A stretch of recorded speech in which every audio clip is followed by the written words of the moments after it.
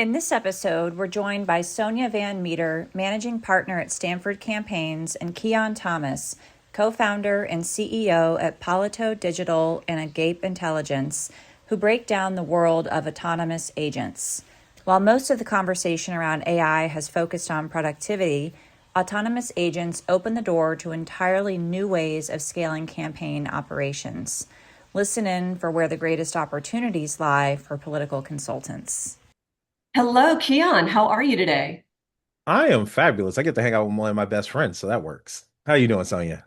I'm so happy to see you. I'm so happy to be here today. Thank you for making yourself available for this conversation. God knows AI has been on everyone's lips for the last few years, and it's very wild, wild west out there right now, it feels like. I'm excited that we're going to be talking about what we're going to be talking about today. Let's go ahead and just dive in. That sounds You good. I mean, yeah, like there's a ton of ground to cover, not a lot of time to do it. Let's go ahead and dive straight in. Absolutely, absolutely. Let's start with the really, really basic level setting. When people hear terms like AI assistants, AI agents, agentic AI, autonomous agents, those can be some very scary phrases for folks who, like me, for example, did not grow up with this as part of the lexicon. hmm What are some distinctions that matter most when we're talking about these terms, specifically for political consultants? Yeah, I think one is really understanding the capabilities of each of the terms. So like let's first kind of level set and set what they legitimately mean, right? You using ChatGPT doesn't mean that you're using an agent. It just means you're using ChatGPT. It requires a very specific type of prompt and tool usage that you give it access to, stuff like that, to turn into an agent. I would say ChatGPT or Claude or Gemini or whatever you're using is really just your user facing chat interface. That is the best way to think about it. I tell it something, it goes and does, it gives me a response on that something. I might occasionally tell it to go make me a document or something like that. So it'll feel like it did something for you. But Mhm. very rarely are you actually giving it access to do things. It tells you things and then you have to go execute those things, right? Whereas the agent is the first time in this. Claude and OpenAI have started to build some agentic native tools in there. Think on the OpenAI side, Codex, on the Claude side, Cowork and Code. These are agent frameworks that or what the technical term would be harness that you can install on your computer, and now your agent can go and do things on your computer. Though there are natural limitations to parts of that. One, if you were doing it from the same person you were getting your chat from, then you are now starting to create vendor lock. And as better models come out, you're going to be stuck in a particular vendor interface, right? Okay, hang on. Before we get Yeah. into that, because I see you going and I know exactly where we're going, but let's Mhm. back up and slow down a little bit. Can you give us an example of what an agentic um, task would be Yeah, that you so not necessarily do in, say, ChatGPT? yeah, in regular ChatGPT, you can't tell it constantly monitor my emails for when Sonia emails me, let me know when she does, update my CRM accordingly.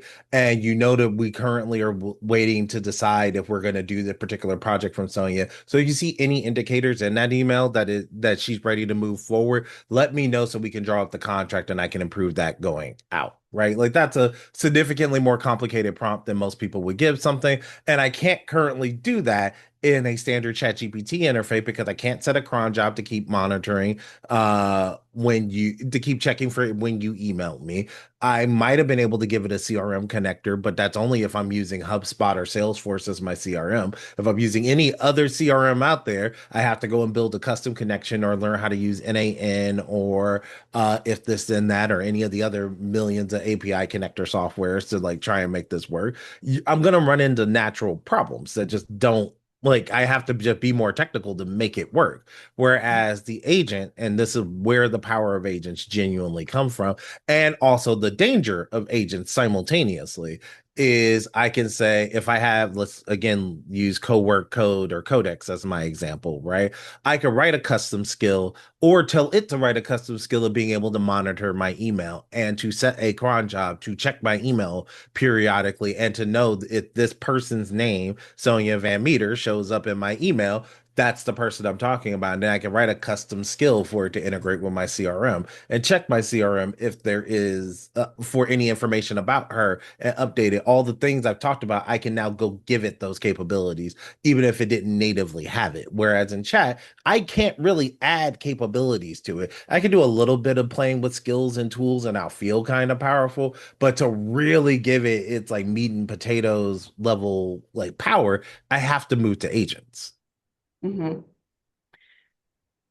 Where do agents come from? Who builds them? Can they be bought? Can they be constructed by lay people? How deeply immersed in AI tech and knowledge do you have to be to create one? That's where this is, and that's exactly where kind of my next phase of the conversation was going, because this is where it gets complicated and hard, right? If I'm trying to just pull an agent framework off the shelf, like let's say, again, I'll use the Codex Co-work and Claude example as my like primary ones, and those are the easiest ones. If you have a max plan of OpenAI or Anthropic, you have access to them today, right? Here goes the fundamental problem you are naturally going to run into with either one of those two tools. One is vendor lock. That is just the natural reality. If my agent and my chat and everything comes from one provider, then it's very hard if a better model comes out to move to another provider. That's the problem you'll run into there. Also, you are limited to what capabilities the harness, the tool that they use to actually create the agent, actually has access to. Right. If the harness has natural limitations for whatever reason, because there are legitimate reasons to give it limitations, then you are going to run into a problem and you struggle with the level of extensibility you have because you don't own the harness. Someone else owns the harness. So I can't add everything I may want in there. Perfect example in my personal AI harness, I have something where another AI is checking against the work my main AI is doing. So I have two people checking it before it gets to me.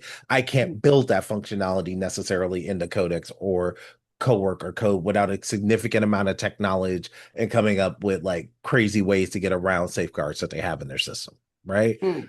Whereas if I go in the other direction, and this is gets to the core of your question of like how much technical knowledge do I need to actually have to do this thing?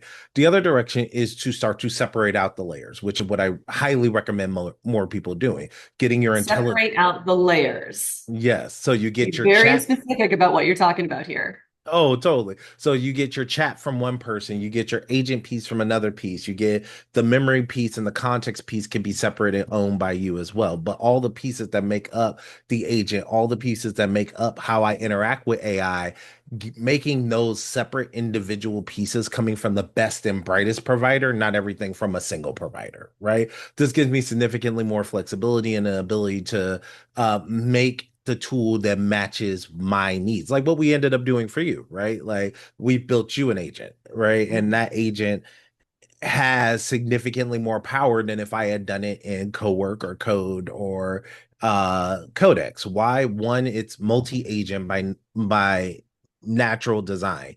None of the rest of the tools I just listed are. They're single agent tools, meaning they make one agent for one session. When that session's over, that agent's done and you'd have to spin up a brand new agent afterwards, right? So it's they only exist for one action. Yes, I can make tools and skills and stuff like that that they can keep recalling, but they're always a new agent. They don't have a standard personality, standard operating procedure, so forth and so on that they can repeat. Whereas in a multi-agent environment, I can have one that is just good at, I'll use your example in case anybody listening doesn't know what Sonia does. She's the dopest Oppo researcher in the world, period, end of story.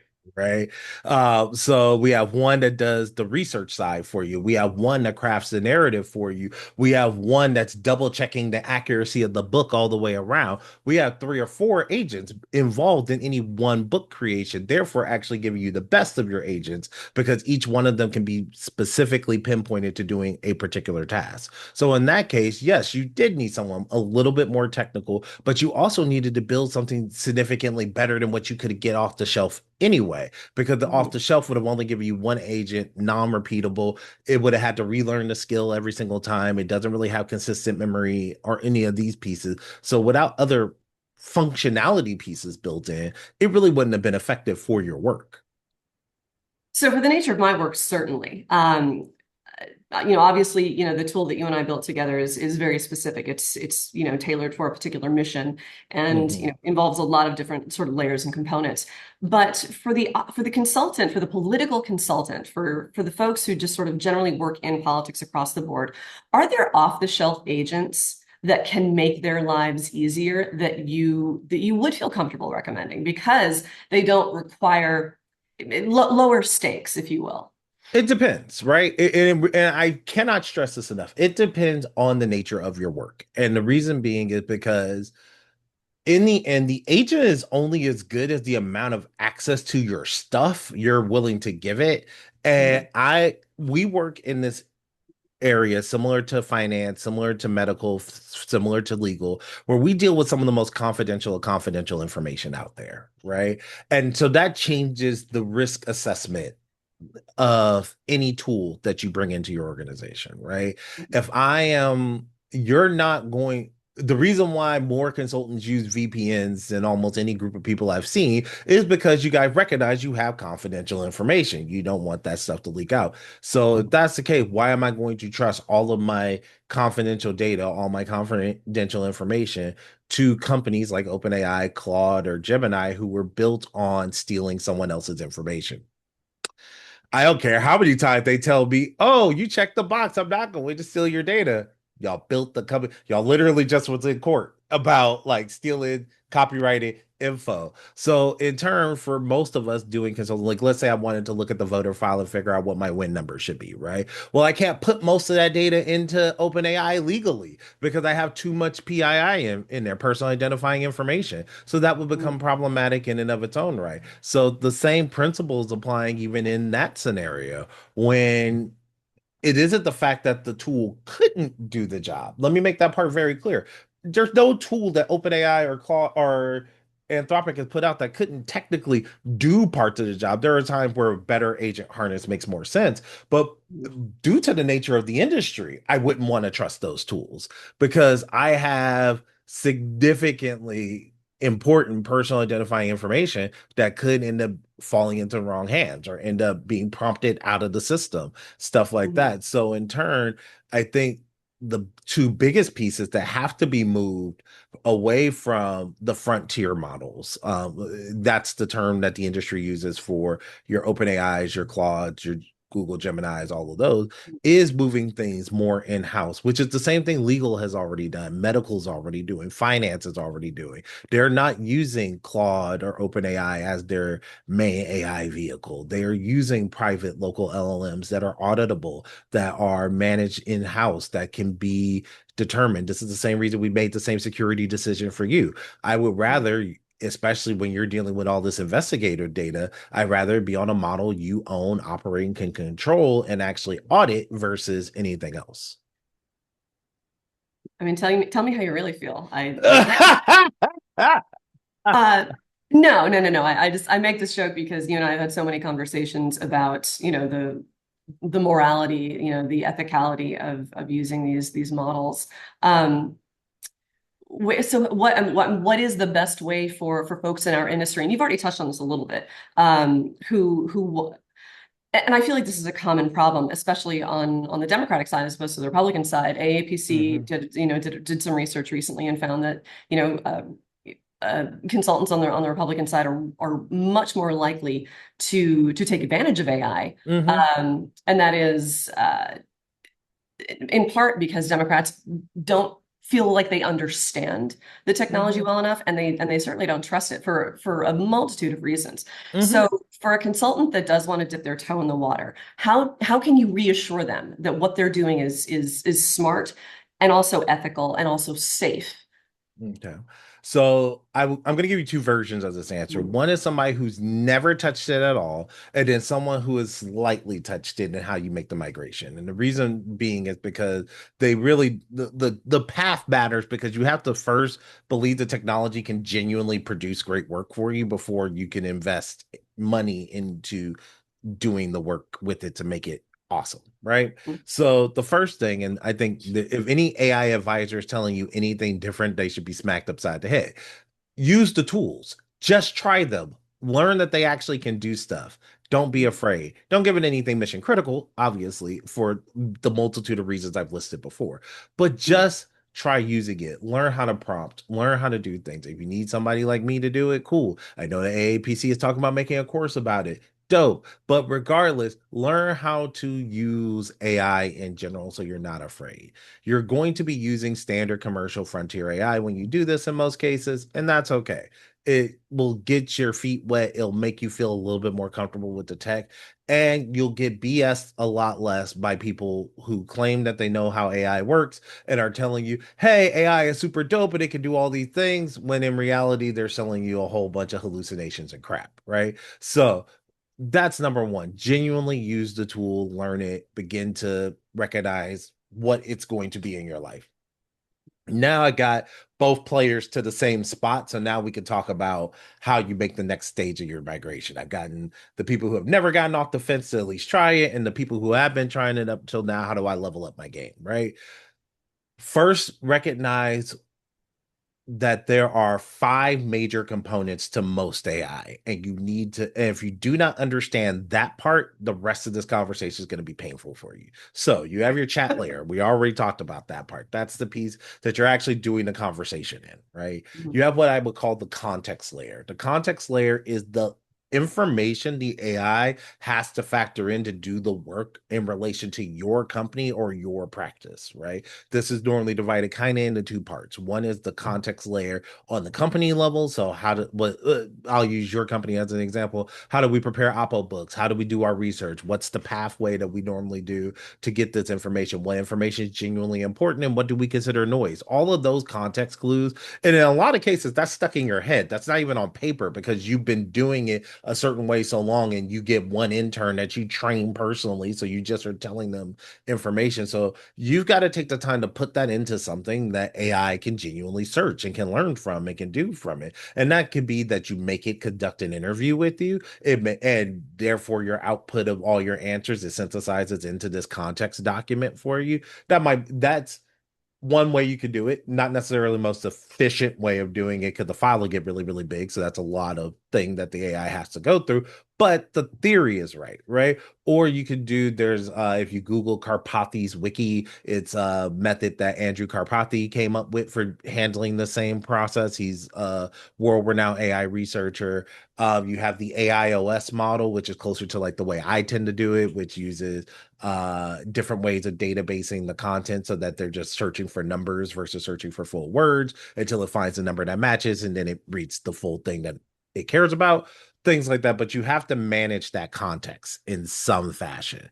And that is going to be the key piece. That's what turns AI from being profitable and genuinely revolutionary for your business to being useless for your business. Because if I chronically have to reteach it how my business operates, did I gain an employee or did I gain a burden? Right? Because go ahead. I know I've heard you say that before. One of my favorite phrases from you is that we need to stop treating AI as though it is a catch-all, fix-all, ready to go piece of machinery and treat it more like an entry-level employee that needs to be trained, that needs to learn the ropes, that needs to get acquainted with the industry, with the processes, with the material, with how we process the material. Exactly, exactly. So if you're chronically redoing that every single time, it no longer becomes your employee. Like the reason my AI works for me, the reason why when you guys see me at shows, I can be on my phone, having my AI do stuff while still being present and being at the meeting is because it has that company context. It knows how I do business. I spent 4 months teaching it. So therefore it has now become my best employee. Period. In the story, right? So like that's one thing you have to just factor in and you have to think about is how do I extract all this information? Most of us, I mean, heck, I feel like the baby in the industry all the time because most of you guys have mentored me in some capacity, and I've been in it for 12 years now at this point, right? Like if I'm the baby and I got 12 years of information in my head, like I'm terrified of what's all in y'all head when y'all been doing this 15, 20, 30 years, right? So that's the case, you gotta pull and extract out that knowledge, right? And that's something our industry has really struggled to do, except for in an oral tradition. We need to get Mhm. better at doing that, right? It has to evolve past the oral tradition and become Mhm. more of a written tradition of something that uh somebody can pick up like a training manual and just keep going. Right. Yeah. So that's your second part. Your third part is the actual intelligence layer, the LLM that's powering this thing. Mhm. When we hear those numbers like I'm using ChatGPT 5.2 or Claude Mhm. Opus 4.5 or Fable 5 that just got pulled out, right? Okay. All of those are your intelligence layers. Those are just the model, right? Now, one of the things that's powerful is that you can use any model you want, but I will tell you that most of the high-end frontier models that cost you the most money are too much for the work you're actually trying to do. Too much. Yes, they're going to cost you more when you ask it a question. It's going to do way too much reasoning to give you your best answer. It Okay. really is overkill for what you're trying to achieve. In most cases, you could use a smaller model to actually execute the work and then only use the smarter model to plan the work, right? So Wow. so this is one way that costs end up becoming significantly more manageable and you're Mhm. actually getting more effective work done. Again, the reason why that Forbes article that I've referenced a few times but just haven't called it out that talks about how nobody gets ROI from their AI projects right now is because Mhm. they're not thinking about all these pieces that I'm talking about. So if you think about them ahead of time, you'll actually like I'll tell you right now, my company saved almost $250,000 because I think like this, not the other way around, Is right? this like the equivalent of, using a nuke to destroy an anthill? Exactly, right? Like why I could just go buy a can of Rage, y'all. I don't need a whole nuke, right? So it's about figuring out what makes sense on the intelligence layer for you. I will say specifically for our industry, I do work in the commercial world too. They get a few more caveats that we don't get in this particular case. I would recommend none of the frontier models for legal reasons. The legal reasons being is that most of them have in their terms of service that you cannot use this for political use at all. Mm. And that's something that as you become more vendor locked, you're going to end up running into the problem of all of a sudden in the middle of GOTV, you're going to get cut off from your tool and you're going to get frustrated very quickly. Yeah. Right. Well, So so what's the workaround there? If we're not using the frontier models, where do people in our industry go? so it depends, right? I will say free and open source models make a ton of sense and hosting them yourself in some capacity. If you're on the left, you can come work with us. That's what Bobby is. We have a bunch of open source models that we've already trained on political context. The Mhm. right, to the best of my knowledge, doesn't have an equivalent, but again, any open source model will do the job. I would highly recommend anything using, let's say, Olama, LM Studio, Llama CCP, any of those These are tools. all models No, available to these be. are all software to allow you to run any model you want, Ah, okay. All right. Thank you for right? the clarification. Yes. So those are all software libraries that allow you, if you buy your own hardware, which Mhm. is affordable. I mean, heck, I run half of my models on a Mac that's sitting to my left right here.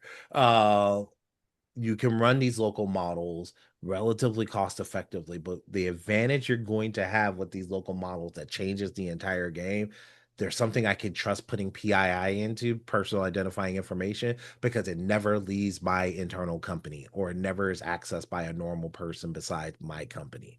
And that is where I can now trust my audit trail. I can trust my security. I can trust my data leakage. I can trust all of those pieces because now I run the model. Where before, again, if I upload a voter file to Claude, they may tell me they're not going to train things off of that. I can't be sure about that. If I upload a voter file to my local I know even if the model does retrain, it's my model. If I need to, I can just rip the data out.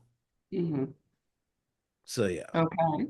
The final layer is your agent layer, and that's the biggest piece of Bobby, right? We picking the right harness is going to become the biggest battlefield of 2026, 7, and 8 period in the story. All a harness is, just because that's a very new term. When I say new term, Florida was the first time we started really using that term, the AAPCs in Florida, right? So that's how brand new this term is. You All mean the Amelia harness. Islands? Yeah, yeah, yeah, Okay. So the yeah, last, yeah, okay. yeah, yeah, yeah.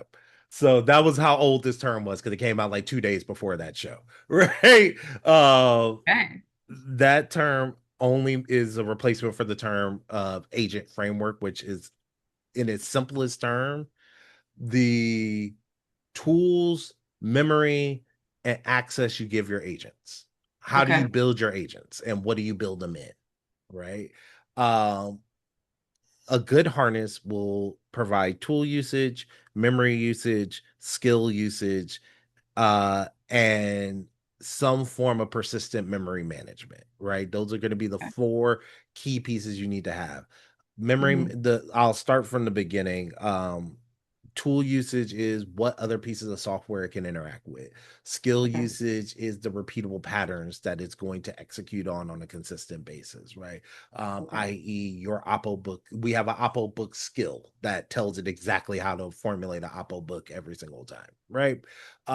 Then you have your um, agent creation and agent management. Now, some model or some harnesses like Claude Code, Cowork, and Codex, or even Anti Gravity, all four of them, those are the ones from all the major companies out there. They Okay. all have a similar weak point of they are single agent systems. So therefore, the agent management just becomes I'm managing the one agent that I create from this thing that could create sub agents.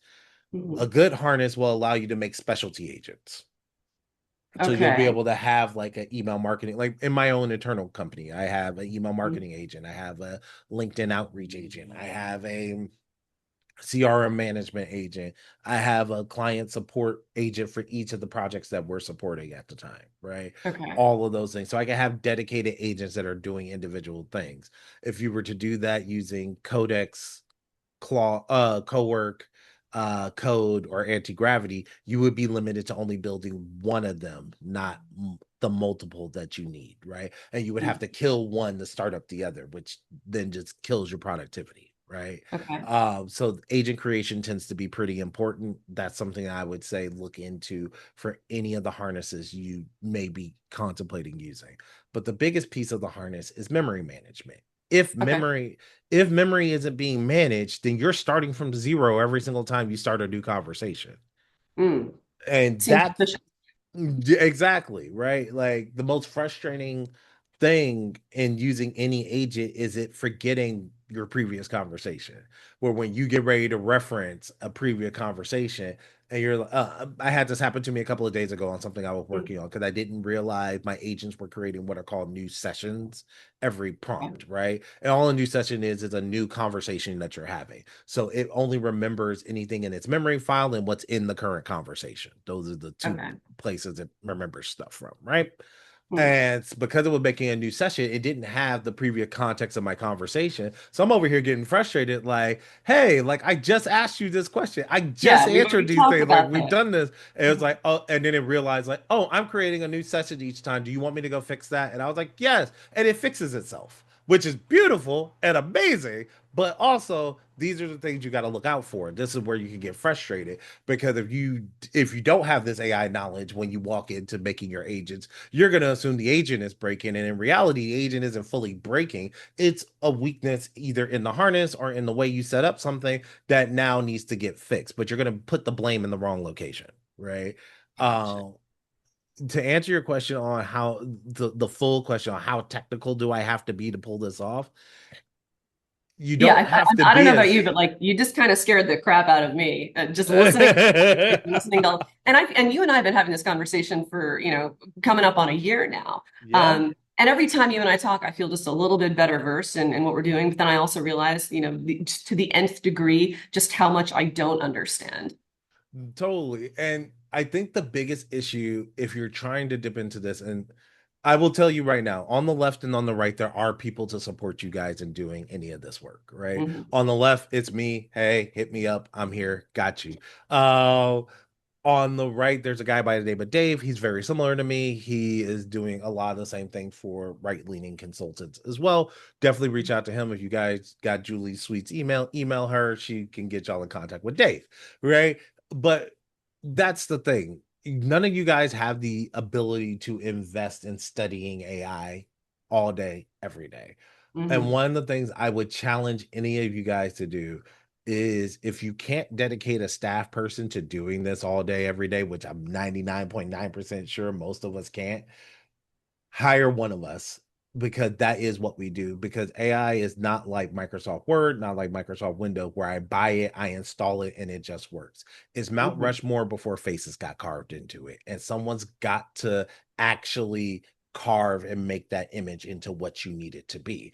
And you can do that in one of two ways. It's actually not that technical of a process, as much as it may sound technical. It's more of a change in thinking, right?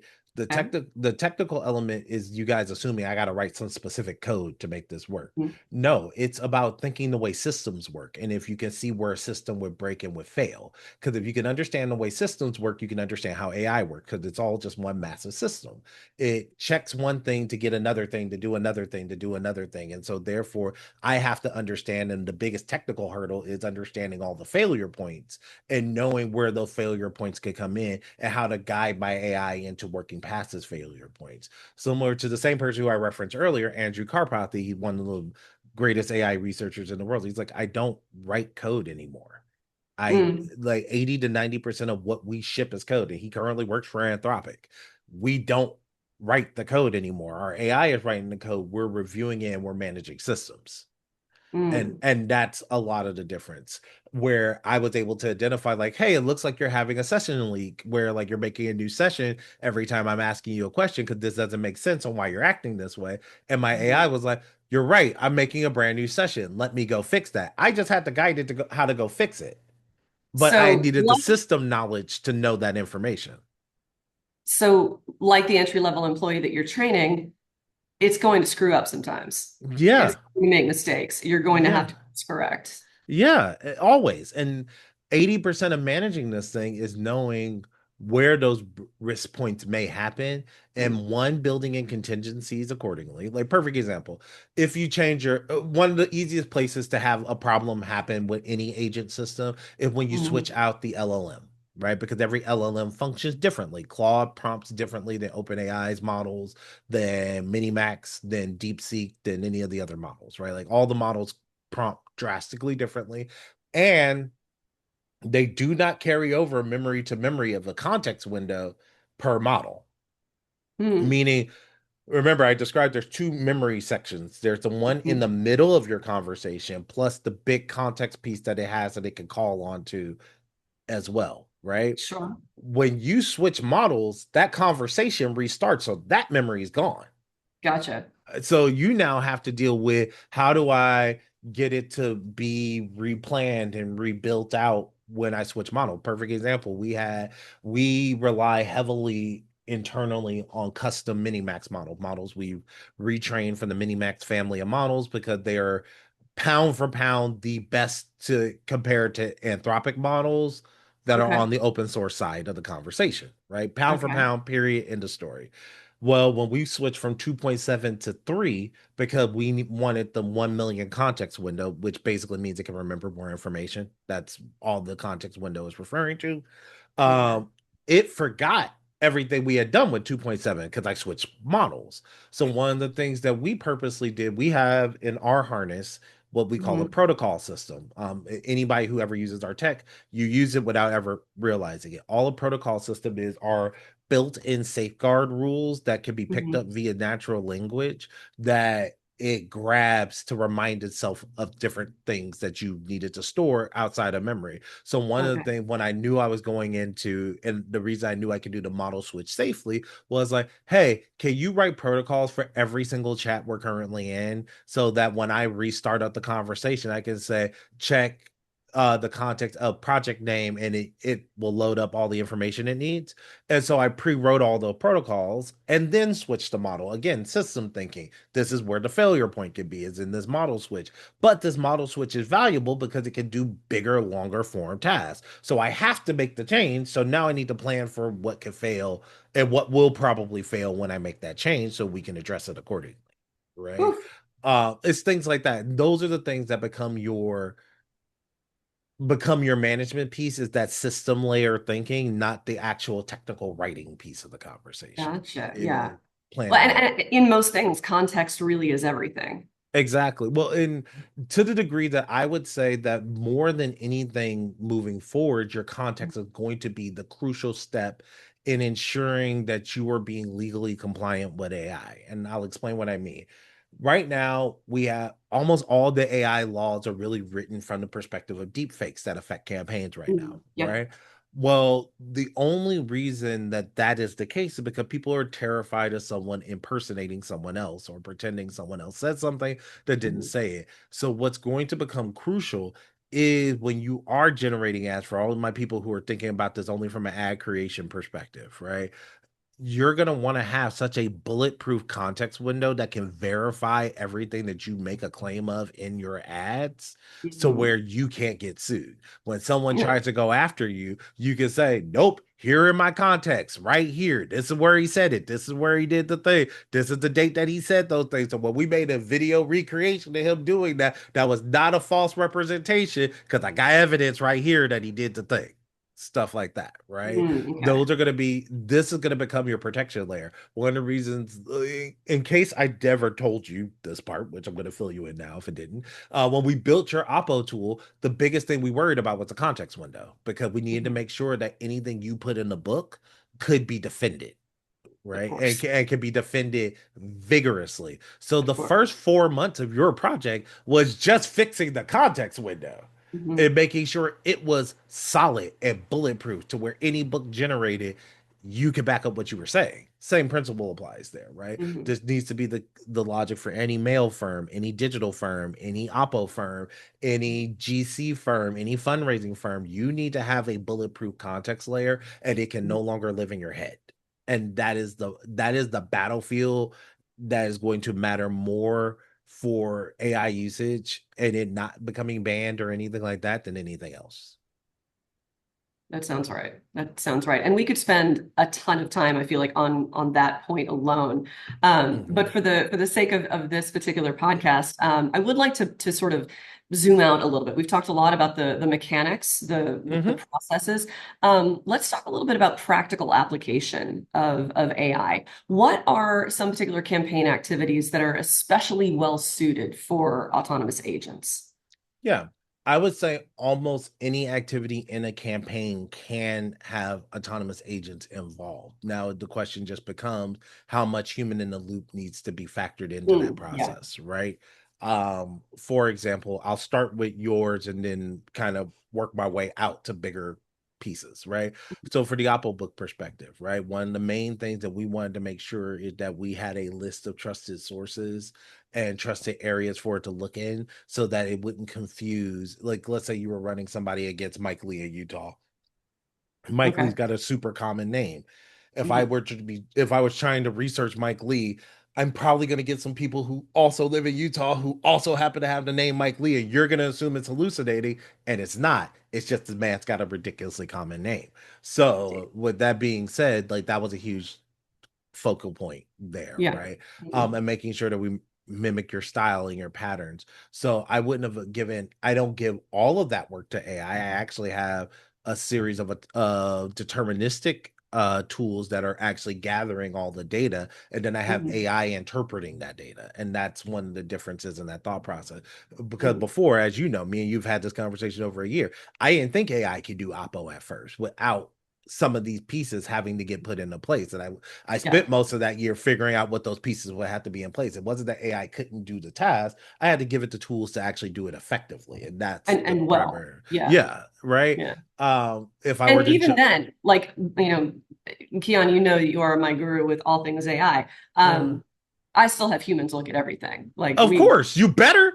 no, Please do. like I just want to I want to be on record saying this. Like there is no universe wherein I send out research that hasn't been eyeballed thoroughly Hmm. by an actual Hmm. human being who has been trained in the art of opposition research.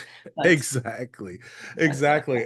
And that's the key piece, right? Like, yes, I can have it get, I mean, you know me, I tell your story all the time. We reduced 3 to 6 months of research down to 25 minutes. That's super dope. Even with factoring in a human reading over a book, what it's gonna take you a week, that still got you 7 weeks back, like yeah. minimum 7 weeks back. So I'll take that I'll take that any day of the week in regards to actually building real efficiencies into your practice, right? But then let's jump up to, let's say, a higher level field, right? Like in the Okay. field game perspective. And oddly enough, this is where our Republican brothers and sisters are actually doing this better than we are. We should probably learn from them in this particular case, as they were talking about at IAPC.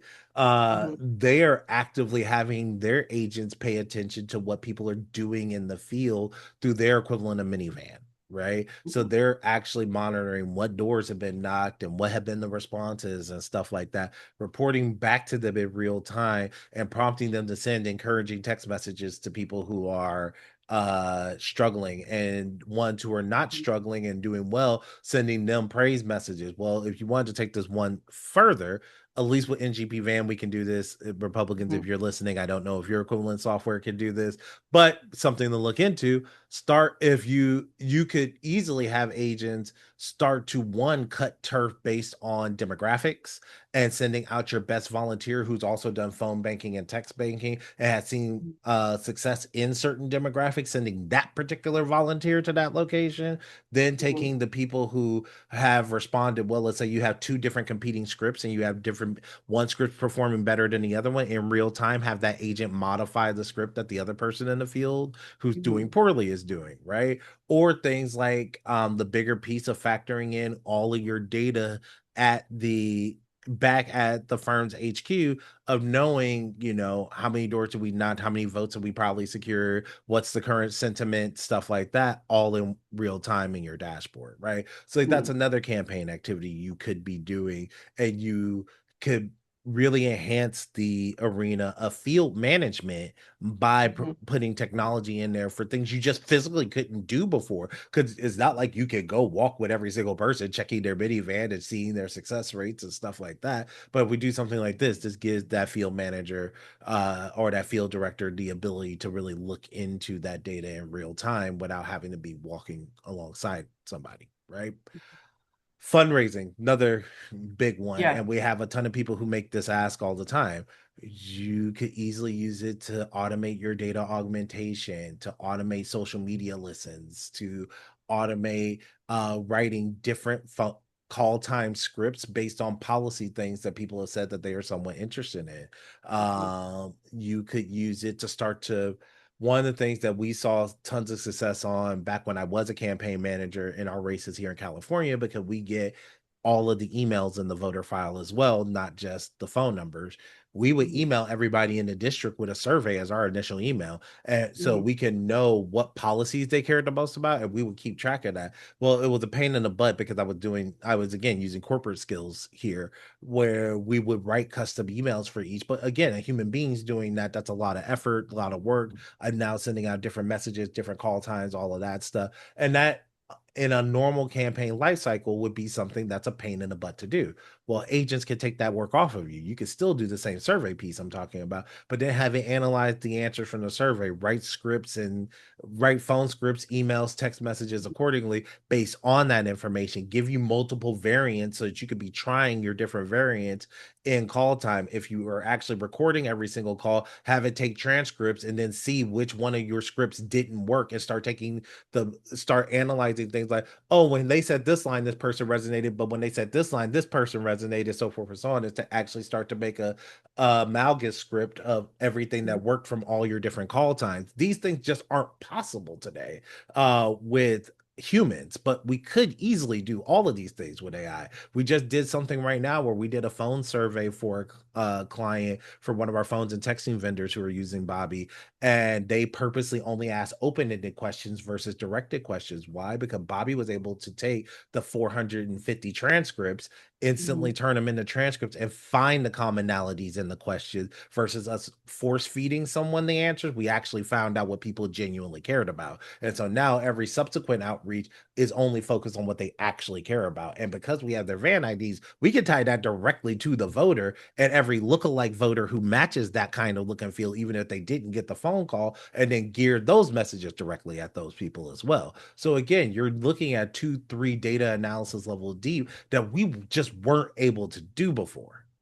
Mhm. I mean, it sounds like AI might give people an advantage if they're, trying to process large amounts of information and reach large numbers of voters.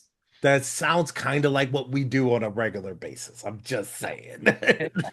Right. So yeah, like I was saying, anything revolving around that, a lot of the things that we originally just thought were unimaginable, because let's just keep it a buck, as campaign workers, we all work 180 hours a week and don't sleep. And again, my wife laughed last cycle when I came to bed and actually slept, and she was like, "You've never slept during GOTV season. What's going on?" I was like, I built AI for that, right? If I reduced y'all work down to 30 hours a week, y'all act like y'all gonna complain. Right? So, without absolutely terrifying the people that might still be a little hesitant about embracing AI, and I know it's easy for us to say this because we've already been dabbling this and we've made strategic moves, and a lot of people have. But I mean, it sounds like there's a pretty serious risk of of playing at a disadvantage if you're Mm-hmm. not taking advantage of AI in some capacity in your Mm-hmm. Oh, I mean, 110%. I mean, I think I'm gonna make a bold prediction here, and it's a bold prediction that y'all can shoot me with your big guns if y'all want to. We're If Democrats, you're we don't generally have big guns, but I put it like this. If your firm is not adapting into AI by the end of 26, you won't be in business in 28. And the actually, I'm reason, kidding. I'm in Texas. We got plenty of big guns, oh, I'm a but I Democrat and I got a safe full of big guns. So the whole trip. well, I feel like you're right, and I don't think there are too many people out there who would disagree with this assessment. Whether or not it Mhm. was done ethically or morally or justly, AI is here and it is not going away. Um, Exactly. so we either learn to use it and we learn to use it responsibly and Mhm. practically, or we go extinct in the Exactly. industry. Exactly. I mean, like, look, what we're running into at the end of this year is the following. The firms that will have learned the basics of AI will happen in 26. In Mhm, 27, if you haven't already started implementing your agentic plan, mhm, you will start if you just started playing with AI in 26, right? You'll be like, "Oh my god, it can do things. Let me try and start doing things." And mhm, whatever that solution is will be the solution you walk into 28 with, and that is going to determine your winners and losers of 28. I'm just going to call it out ahead of time. Because it'll either be teams that can do more with less, or mhm. they're going to be teams that are doing it the old way and are dying, not because of the fact that they are doing good work, but they're tired. And so Yeah. now the question is going to be, who's going to have more people knocking doors? It's going to be the Mhm, team that implemented AI because they got a huge chunk of hours back so someone can go knock some doors. Who's going to do more phone banking? It's going to be the mhm, team that implemented AI so they have a lot more time so they can call more people. Who's going to be doing more text banking? Who's going to be sending out more mail? Who's going to be doing more voter drives? Who's going to be doing more ballot collection? All of these things are going to hinge on having more time in the election that is probably going to have the highest turnout we've ever seen in American history. You're going to need that time. AI is the only mm. way I see that you can get that time back.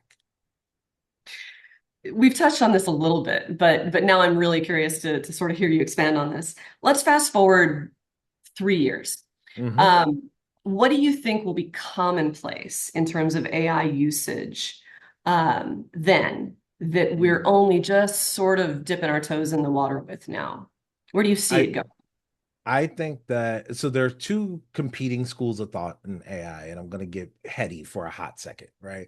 There's the traditional method you guys have seen up till now, your chat GPTs, your Claudes, your stuff like that, that is more commercial driven in nature. Then there is this entire open source movement that is really pioneered, some by originally in America, it was pioneered by OpenAI, Meta, and Google. Now, really the only ones who are actively still in it on the American side, at least, are Google, and then the rest of them are either in China or in Europe who are pioneering this. The two of the greatest writers in this would be Andrew Bastani and Marvin Minsky, in case anybody wants to go fact check me and look up research, right? But either direction, they are focused more on small local open source models and open source technology framework and ideas, right?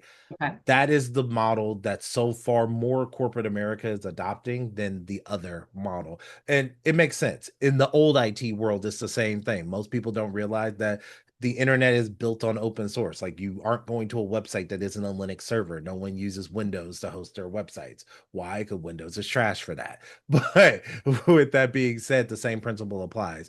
Most companies use a huge chunk of open source technology that you probably don't pay attention to. It tends to be the one that wins out over closed source tech. American companies will grab the open source tech, privatize it, and they will market it as a brand new piece of tech. But in reality, it's an open source equivalent that they went and grabbed us from. Right?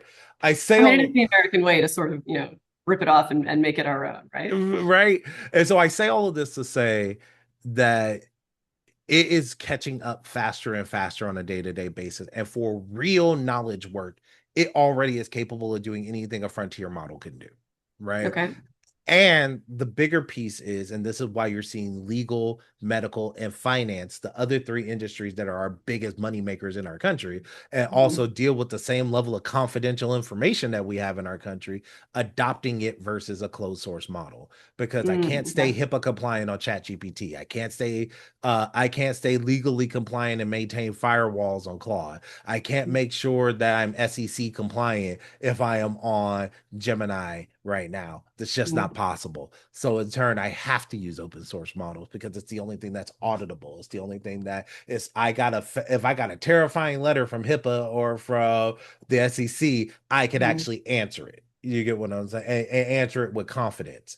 And so I Mhm. think that that's going to be where our industry is also going to have to move into, because again, we use so much confidential information. That's 90% of our job is to deal with this highly sensitive information, right? Yeah. So that's Yeah. going to be number one. Number two, I think that the industry is going to have to move to the agentic model, because we don't have time for AI to tell us to go do something. We need AI to actually go do the thing. That's the only way you get time Taking initiative. efficiency. Exactly. Yeah. And so you're going to have to move to this agent forward framework, this agent forward mindset over everything else, right? Mhm. And it's going to be about building trust with your agents. Mhm. Right now, and I'll tell you guys from my own personal uses, I'm very much so an AI realist. I'm not a AI like, oh my God, it got to go away. As y'all that heard in the conversation, I still Mhm. spent 5 months before I trusted it with my emails. Right. It was Okay. before it was reading my emails, suggesting what it thinks I should respond back with, and I was telling it yes or no. Now it writes like me, it talks like me. Most times, if you're emailing me, you're not getting an email from me. You're getting it from my AI assistant, because they write Mhm. like me, talk like me, stuff like that. Unless you're on a very particular VIP list of people who I take the time to respond to their email, because like we have serious personal relationship that I gotta kind of like maintain. No, my Mhm. AI is responding to you in 99.9% of cases. Right? So that is where I think that trust layer is going to be the huge piece that comes out. The reason I explain all of this is like, I didn't trust it initially. I had to grow to trust it. Mhm. The reason why I'm encouraging everybody to start using the tools, and if you can and you're willing, actually start implementing the tools now, because it takes a long time to build trust. I don't want you Mhm. trying to build trust in the middle of GOTV. I'd rather you do it at an off year or at the end of this cycle, so that you're Mhm. prepared for 28 when all the big money's coming in, right? Things like that. So that's the Mhm. same principle here. Is you're going to have to start to focus as a industry on three major pieces. One, moving out of commercial models. Okay. Two, moving becoming model agnostic, meaning you can swap out any model, because the models are going to start to become better faster. And so, Mhm. and you're going to want that new power. So you don't want to be locked into something where you're stuck, right? And I can tell you right now, it's not going to be a Claude model. It's not going to be a ChatGPT model. It's going to be an open source model. You're going to end up moving to, even if it's that you go to Olama directly and just buy it from them. Like, Okay.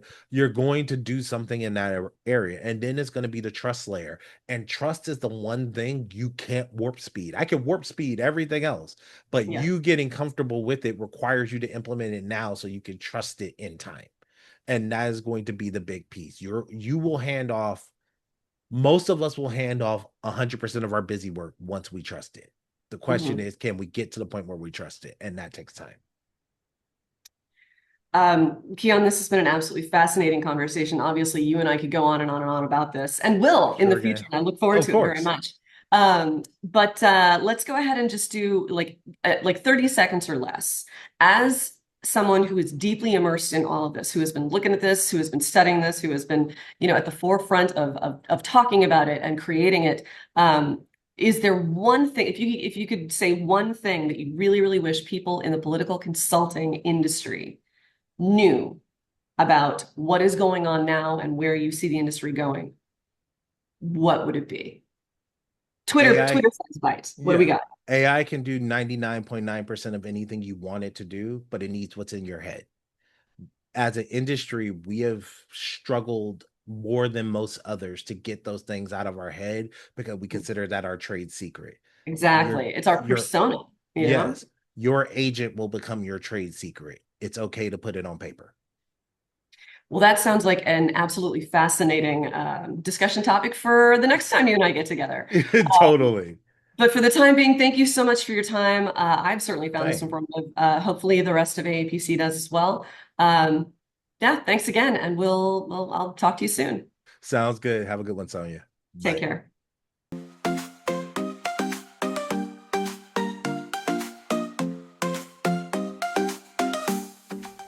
That was our chat with Sonia Van Meter and Keyon Thomas. Thanks for listening to The Future of Political Consulting. Subscribe on Apple Podcasts, Spotify, or wherever you get your podcasts, and join the conversation by following us on social media at the AAPC. Thanks for listening.